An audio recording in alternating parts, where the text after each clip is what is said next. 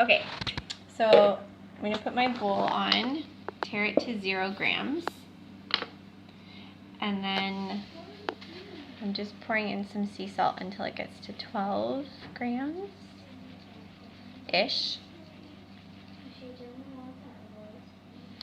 And then I'm going to tare it and pour my water into 400 grams.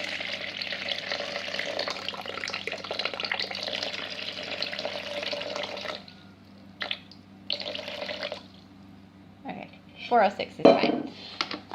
Tare it, and then I'm going to do half white flour and half whole wheat-ish until I get to 500 grams. So that's fine, and then I'm just going to top off the rest with whole wheat flour.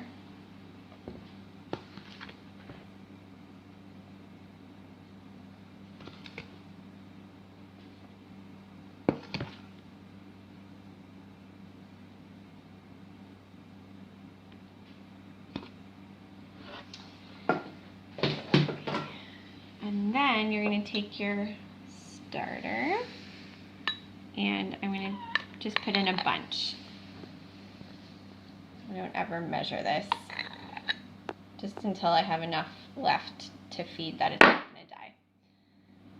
And then just stir it all together.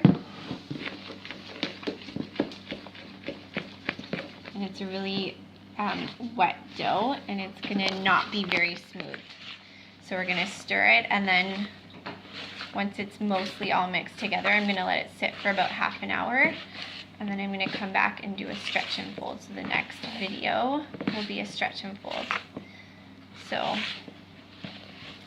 it's mostly mixed together, as long as there's no like clumps of dry flour, you're good. So that's good for now. I'm going to cover it with saran and a tea towel, and then we're going to come back in half an hour and you'll see how it changes. Okay, so here we are. It's a little bit more than half an hour later, but that's okay. I've got water on my hands just so that I don't get the dough stuck all over me. And you're going to do 4 or 5 stretch and folds. So you just pull it up. Go up a bit higher, hun. And then fold it over. And then pull it up and fold it over. And try not to break it like I just did. These are called stretch and folds. You can do more than 4 or 5 if you want. This is to strengthen the dough. But you can see it's nice and like stretchy now where it wasn't before. So we're going to do, I don't know, 3 or 4 more of those every half hour, and then we're just going to let it sit and rise. So now I'm going to cover it back up again and do the same thing every half hour, 3 or 4 more times.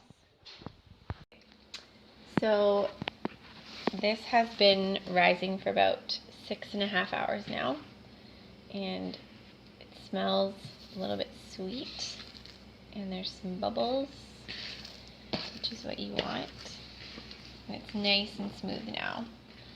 So you're just going to dump it kind of upside down if you can onto a floured surface.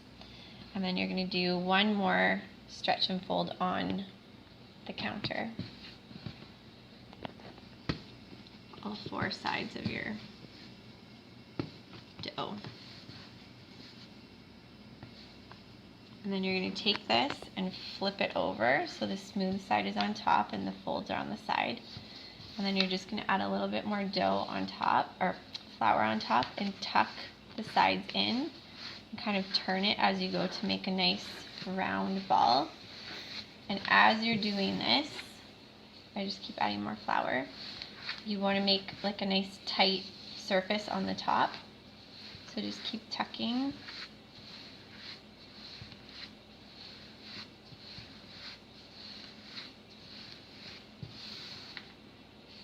And you don't want to do it too much or the skin will split on the top. You can see these bubbles. You can leave them. You don't have to puff them. So pretty good now. So now I've floured my basket. If you're just using a lined bowl, you can flour that, or you can, if you're lining it with plastic wrap or something like that, then you don't need to flour it too much. So then you're going to take it, flip it upside down, and place it in your basket or your bowl. And then I'm going to cover it up and let it sit and rise for about another hour or so before I stick it in the fridge for the night. And then in the morning, I will show you what to do next. So I've taken it out of the fridge, have my parchment paper ready, and I have my pot ready. It's hot. It was preheating in the 500-degree oven. I'm going to take the lid off, cover off, and then I'm going to dump this on here. Whoa, that was not centered at all. And then I'm going to take the lid off here.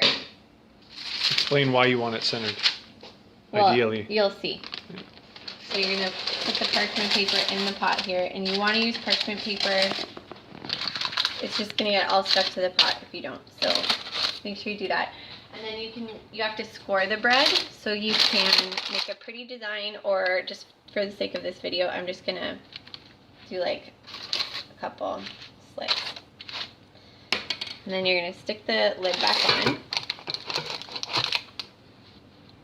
And then pop it in the oven and set the timer for 23 minutes. And then we'll come back in 23 minutes. Okay, so it's been 23 minutes. So now we're gonna go and change the temperature to 450. And